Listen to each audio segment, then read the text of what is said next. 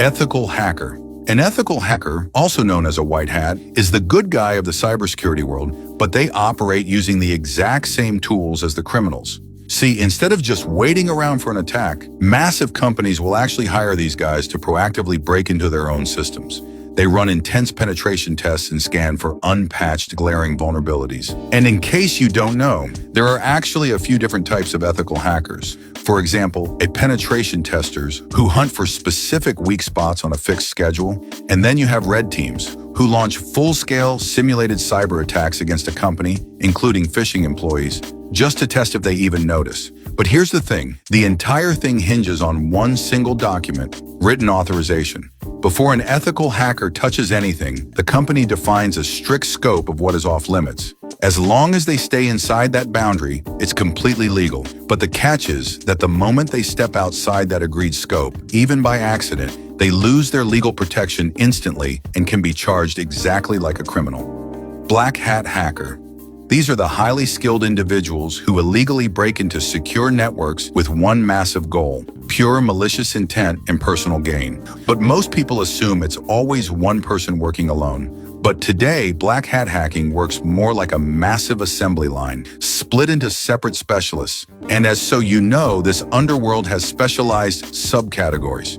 You have ransomware operators whose entire goal is encrypting files, carders who never touch malware, but specifically hunt down and resell stolen credit card data, and botnet herders who infect thousands of random devices and rent out the network for DDoS attacks.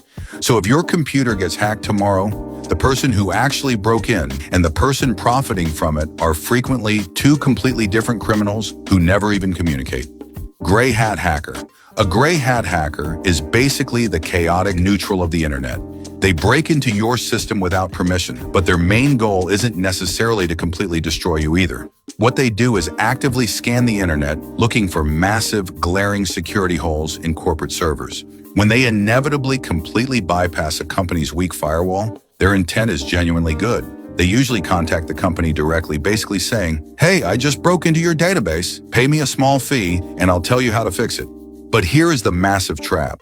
Intent doesn't matter under the law. Because there was no signed authorization before the breach happened, a gray hat can be prosecuted under the exact same statute as a black hat, even if they never stole a single file. This is called strict liability. Because of these real criminal charges, most serious gray hats eventually stop freelancing entirely and move into official bug bounty programs, where that exact same action becomes completely legal. Script kiddie. A script kiddie sits at the absolute bottom tier of the hacker hierarchy because, honestly, they are incredibly dumb when it comes to actual coding. Just in case you don't know, this label is actually a massive insult inside the hacking community. These are usually bored teenagers who have zero idea how computer programming or networking actually works. Instead, they just go onto shady forums and pay a few dollars for a booter or stressor service. This means for a small fee, literally anyone can rent access to a massive botnet and fire a devastating DDoS attack to knock a rival gamer offline with just a few clicks. It requires zero technical skill, you just need a credit card. But here's the honest catch for regular script kiddies. Because these attacks are so incredibly easy to launch, they are also easy to trace. They get caught far more often than skilled hackers simply because they never bother completely covering their tracks. And that's the reason that in the cybersecurity world, they're considered more of a nuisance than a genuine threat because they simply use other people's work instead of creating their own.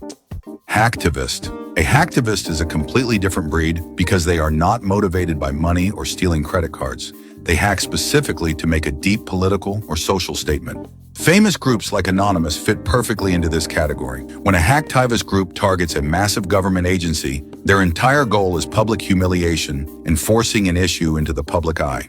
Within hacktivism, you'll see specialized roles. You have doxers who dig up and globally publish highly classified private information, and defacers who digitally hijack a massive company's homepage to completely replace it with a protest message. But here's the thing, they don't work like a normal criminal group at all.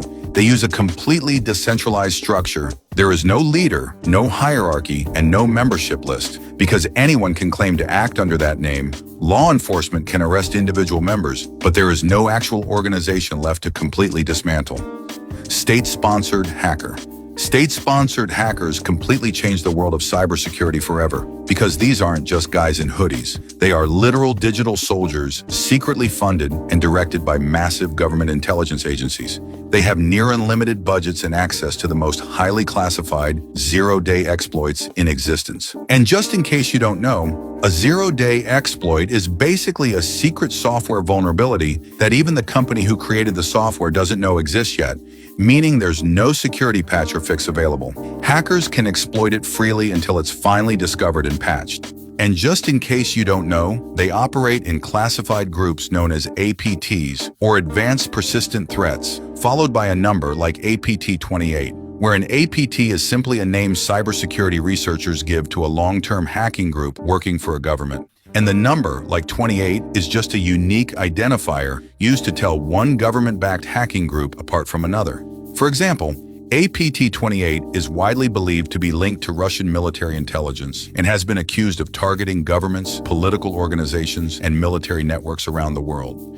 They will completely bypass a rival nation's security and silently sit inside their critical infrastructure for literally years without triggering a single alert. If the exact same attack pattern shows up again years later, researchers can trace it straight back to a known group. But the catch is that because the attacker's own government is completely shielding them, there is almost zero chance of arrest, since that country will simply never extradite its own operative.